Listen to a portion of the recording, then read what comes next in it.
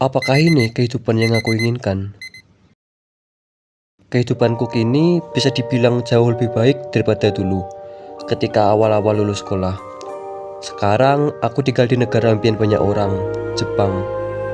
Di sini juga gajinya lebih besar daripada di Indonesia.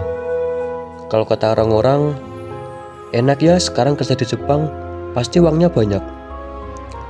Awalnya aku juga berpikir sama, setelah sampai Jepang bakalan bebas, semuanya bakalan jadi lebih baik. Bisa nabung, makan cukup, istirahat cukup, lingkungan kerja seimbang, dan kehidupan yang layak. Ternyata ada beberapa hal yang harus kamu tahu, beberapa hal yang gak aku sangka bakalan terjadi. Kadang aku sampai mikir, Jepang tempat aku tinggal sekarang terasa seperti bukan Jepang. Aku dapat kesempatan magang di Jepang selama 3 bulan. Di sini aku kerja sebagai cleaning service pesawat. Karena ini magang di Jepang, aku kira semuanya bakalan seimbang, indah, sesuai yang aku bayangkan. Enggak jir. Bayangin, aku mesti bangun jam 4 pagi tiap hari, ketika mata belum sepenuhnya terbuka, bahkan matahari belum menampakkan dirinya. Aku sudah sibuk mempersiapkan ini itu untuk persiapan kerja. Pagi yang mestinya bisa buat ngopi, ngerasain cahaya matahari, menghirup udara yang sejuk, tenang. Lah ini enggak. Aku mesti cepet-cepet cuci muka, sarapan, ganti seragam, nyiapin bekal, terus jalan ke stasiun untuk ngejar kereta pertama. Terus kan aku mesti jalan jauh, dari stasiun ke kantor entah berapa kilometer. Pagi hari buta, ngejar kereta, naik turun tangga, terus jalan jauh. Terus yang paling konyol, aku tuh anak magang tapi dikasih kerja 2 shift. Kayak anjir. Shift pagi doang biasanya selesai jam 10-an. Kalau pesawat gak delay, normal lah ya. Tapi sialnya kenapa mesti dikasih 2 shift?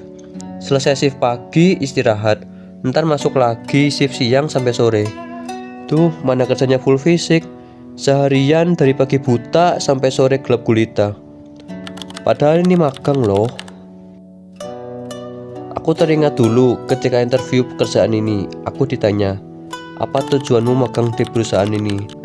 Lalu aku jawab, untuk mendapatkan pengalaman hidup di Jepang dan belajar budaya Jepang.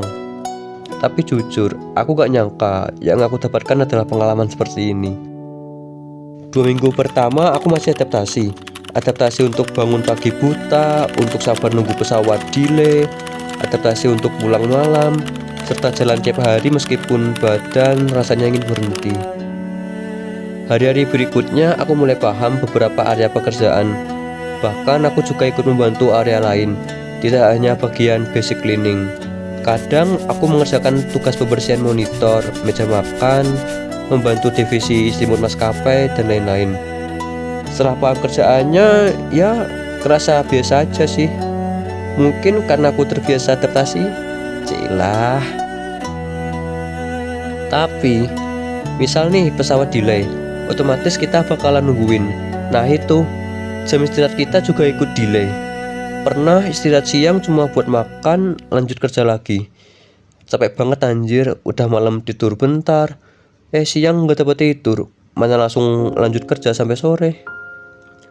Yang paling ngeselin ketika pesawat delay banget. Jam parkir pesawat cuma sebentar, kayak 15 menitan kita harus selesaikan satu pesawat. Pernah juga aku ngerjain satu pesawat 15 menit cuma 7 orang. Bro, jujur gak ada yang bilang kalau semuanya bakalan gini. Ini jauh dari kata slow living yang aku impikan. Bahkan rasanya gak kayak Jepang yang aku impikan. Inikah yang katanya hidup enak? Jujur semua ini terasa sangat cepat. Aku gak nyangka bakalan jadi kayak gini. Bahkan setelah fisikku sampai di Jepang, rasanya pikiranku masih ketinggalan di belakang. Pikiranku masih teringat tentang kota sebelumnya, tempat dimana aku belajar bareng sama temen-temenku, belajar bahasa Jepang, hafalan kotoba, ngopi, jalan ke curug, jogging di pantai, dan banyak lagi. Saat-saat itu masih terasa nyaman bagiku. Saat aku bangun pagi, melihat cahaya matahari, lalu bisa ngopi santai sambil baca buku. Saat-saat aku bisa bebas masak di siang hari, lalu makan bareng teman-temanku. Suasana pedesaan yang tenang, suara air yang aku rindukan, serta pemandangan hijau sawah dan pohon kelapa di Cilacap. Ketika sore, aku jogging di pinggiran pantai sama temanku. Angin pantai yang sejuk, cahaya matahari sore, suara orang-orang pedesaan, semuanya aku suka. Sekarang hari-hariku terasa berbeda 180 derajat. Aku jatuh cinta dengan saat-saat itu. Aku merasa hidup di sana. Sekalipun aku lagi low energi kayak gini, aku mesti adaptasi juga. Adaptasi dengan kehidupan baru sekarang. Jadi kerasa double capeknya.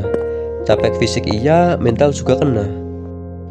Aku masih teringat mereka. Rasanya sakit ketika sudah dekat dengan seseorang tapi harus pergi jauh meninggalkan.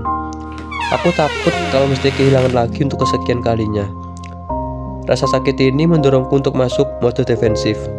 Entah secara sengaja atau tidak, aku tidak terlalu tertarik dengan kehidupan baru sekarang, termasuk dengan teman-teman baru di sini. Bukan berarti aku benci mereka, aku masih tetap terbuka untuk sosialisasi, tapi rasa excited itu tidak muncul lagi. Aku tak tahu dia entah sembunyi di mana. Padahal teman-teman baru di sini juga baik. Mereka sangat welcome dengan kehadiranku, tapi aku malah mati rasa. Mungkin ini sebagai bentuk perlindungan diriku agar tak lagi tersakiti oleh kenangan itu. Aku mencoba untuk membuka diri perlahan, tapi rasanya berbeda. Aku bisa menerima mereka sebagai teman, namun hanya di permukaan, tidak lagi sedalam sebelumnya. Aku tidak terlalu excited dengan kehadiran mereka. Seringkali aku sibuk dengan diri sendiri. Aku kangen mereka. Saat video ini dibuat, aku sudah 45 hari tinggal di Tokyo. Itu artinya 45 hari lagi aku akan bertemu mereka. Dan salah satunya dia. Seseorang yang menjadikan duniaku berwarna. Sekalipun aku tak pernah mampu memilikinya. Aku akan sangat menantikan hari itu terulang lagi, saat aku menemuinya dan kita bertukar cerita. Aku, dia, kopi, dan cerita. Percayalah sayangku akan kembali pulang, jaga bangkuku di sebelahmu. Deru birunya ombak tempat kita berjuang, melawan deras badai luka problema. Tak kenal siang dan malam, kita tak terkalahkan. Hari ini hari milik kita, antara aku, kamu, dan samudra. Kita berbagi tawa dan berdansa, walau di tengah duka dan deras air mata. Satu romansa kita tiada dua. Aku udah jalan jauh banget. 3 tahun aku habiskan di Indonesia hanya agar bisa sampai di hari ini, Jepang. Hari dimana saat ini aku tinggal, hari yang kini juga menjadi pertanyaan. Demi apa sih perjuanganku selama ini? Aku kira semuanya bakalan berakhir di sini. Ternyata impian ini malahan menuntunku ke impian berikutnya. Jepang bukanlah akhir dari ceritaku. Kini aku bisa melihat jauh lebih luas, dan aku tahu kemana akan pergi setelah ini. Sukses yang katanya banyak uang, tapi bagiku, ketika aku merasa tenang dan semuanya tercukupi, itulah kehidupan yang akan kuperjuangkan. Hai Purwokerto, tunggu aku kembali ya. Aku akan membawa cerita ini bersama ketenangan di dalam hatiku. Sekalipun aku lelah, aku tidak akan berhenti melangkah. Kalau kamu gimana? Mungkin kita punya cerita yang sama.